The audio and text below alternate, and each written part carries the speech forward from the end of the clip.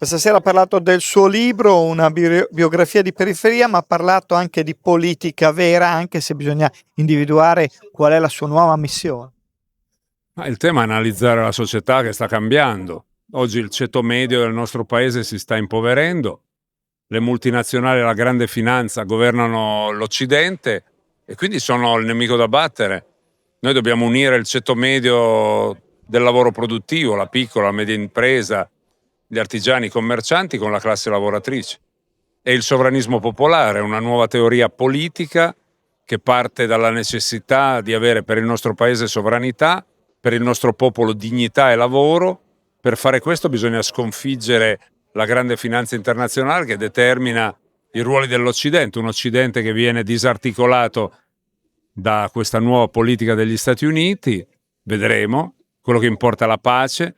Questi rischi di guerra sono la cosa più importante da battere e quindi la pace contro la guerra, il lavoro, la giustizia sociale e l'indipendenza del nostro paese. Questo è il sovranismo popolare, questa è la pratica politica di democrazia sovrana popolare, il progetto politico più che non il partito che noi vogliamo consegnare all'Italia, io e Francesco Toscano e tanti altri che lavoriamo per non distinguere più tra una destra e una sinistra che sono due facce della stessa medaglia, ma tra il popolo contro le elite, tra il basso contro l'alto, tra il sotto contro il sopra. Ecco, questa è la definizione migliore della nostra azione politica. Ha parlato di una via che non è una via Ursula.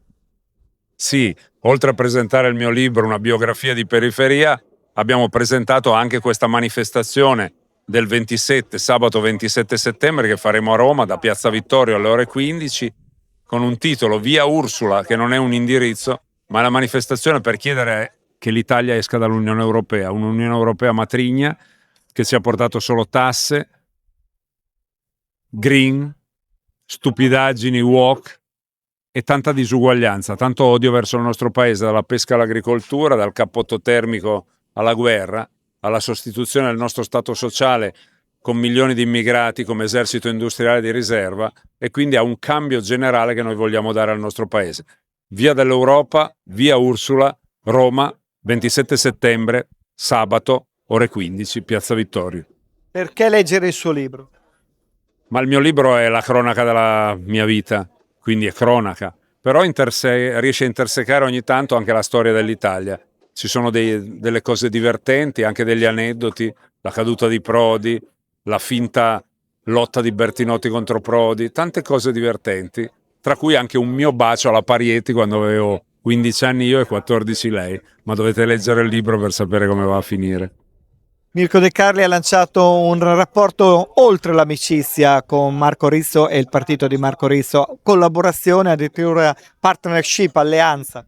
I temi devono essere le cose che ci guidano, la pace contro la guerra, la difesa della famiglia contro la fine dello Stato sociale, questo è molto importante, perché la famiglia oggi è un elemento di Stato sociale, non ci fossero le famiglie ci sarebbero 11 milioni di poveri in più. Sulle cose si uniscono le persone, sulle idee marciano le gambe.